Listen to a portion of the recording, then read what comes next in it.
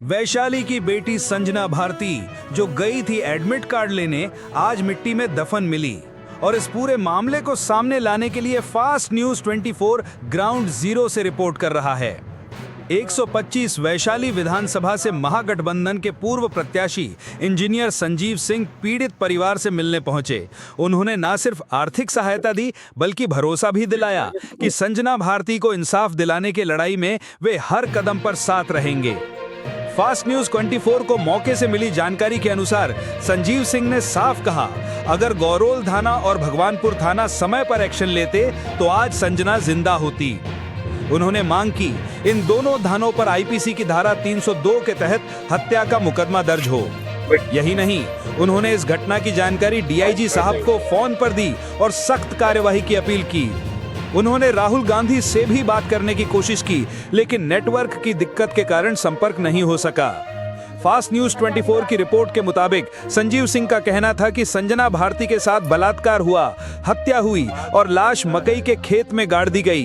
ये सिर्फ अपराध नहीं, ये सिस्टम की नाकामी है। उन्होंने कहा कि इस मामले में कुछ सफेदपोश नेता भी शक के घेरे में हैं, जो शायद आरोपी को बचाने की कोशिश कर रहे हैं। उन्होंने साफ कहा, जो भी इस कांड में शामिल हैं, चाहे वो किसी भी पार्टी या पावर में हो, उन्हें सजा मिलनी चाहिए।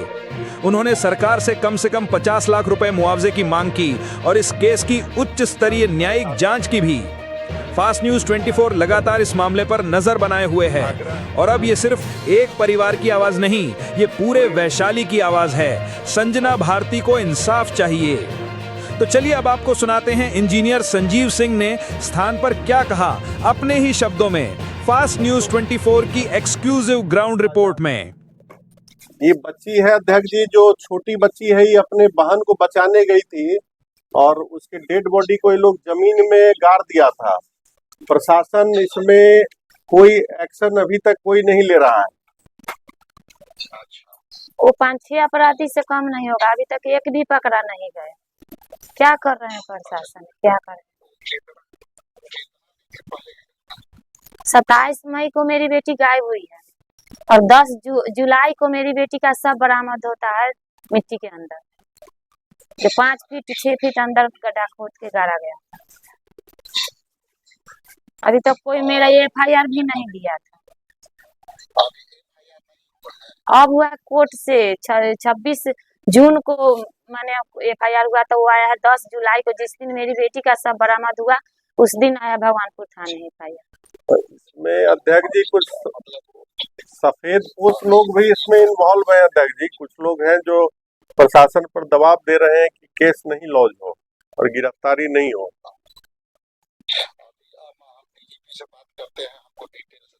जी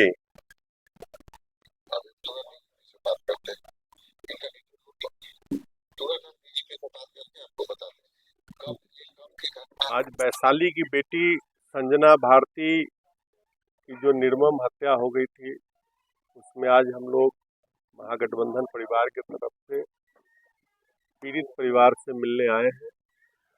हमारे माननीय नेता श्री राहुल गांधी जी ने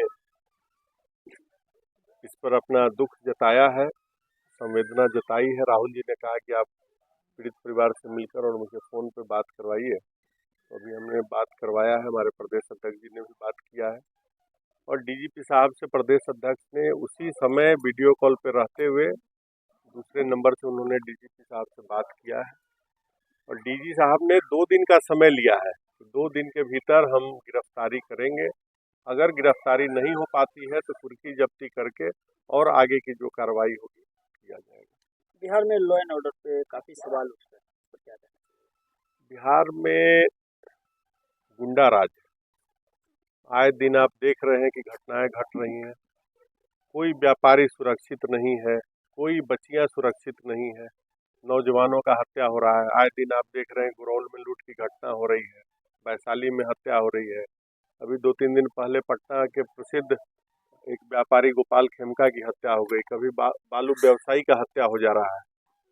मुख्यमंत्री जी बीमार हैं और सरकार लाचार है। आने वाले चुनाव में बिहार की जनता इसका जवाब अपने बैलेट, अपने ईवीएम के पावर से देने जा रही है। अभी यहीं मैं आया था पीरापुर में, तो कुछ लोगों द्वारा बताया गया कि विगत चुनाव में उसने 22,000 रुपया चंदा के रूप में भी चुनावी चंदा उसने देने का काम किया था। और कहीं न कहीं कुछ सफ़ेद पोश लोग, कुछ सत्ता से संरक्षित सफ़ेद पोश लोग इस घटना में शामिल हैं, जिनके दबाव के कारण पुलिस कुछ कार्रवाई नहीं कर पा रही है। लेकिन जल्दी ही हम लोग उसका भी उद्भेदन करके उजागर करेंगे और आपके सामने लाएंगे। राहुल जी ने कहा है कि हम डीजी से बात करके जल्दी से जल्दी कोई कार्रवाई करेंगे और 1 से 2 दिन में प्रदेश अध्यक्ष जी भी इनसे मिलने आएंगे।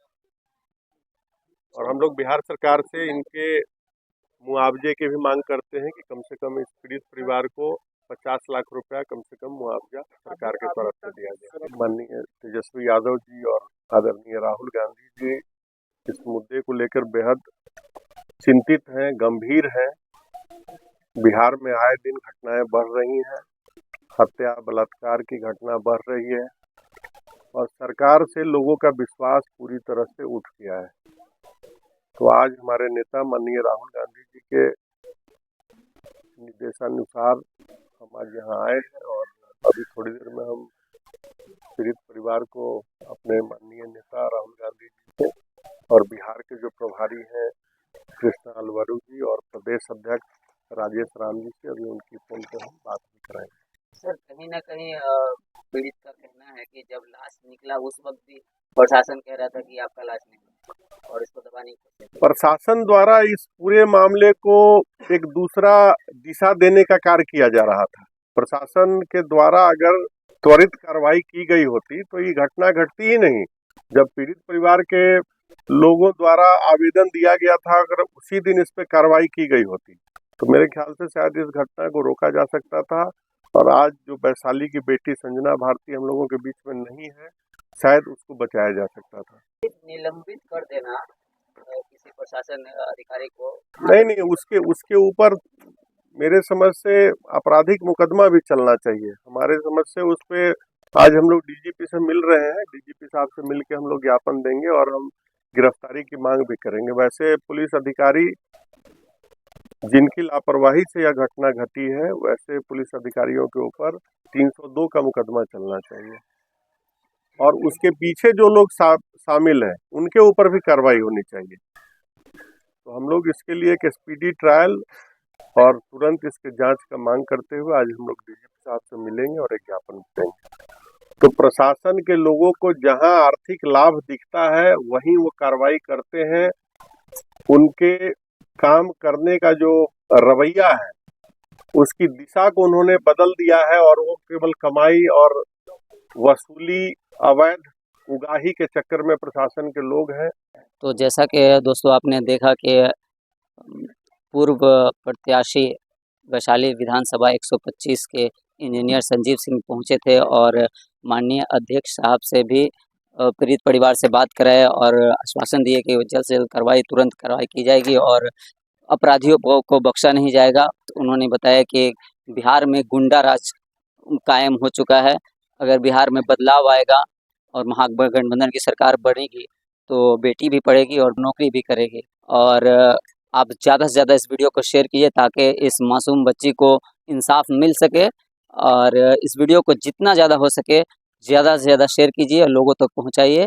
और हम भी डिमांड करते हैं कि ऐसे अपराधियों को सख्त से सख्त कार्रवाई की जाए और सिर्फ ऐसे घिनौने अपराध के लिए सिर्फ और सिर्फ फांसी की सज़ा ही लायक सज़ा होगी। तो कैसा लगा आपको ये पूरा रिपोर्ट कमेंट बॉक्स में ज़रूर बताइएगा। मिलते हैं फिर से नए न्यूज़ के साथ में, नए अपडेट के साथ में। तब तक के लिए जय हिंद, जय भारत।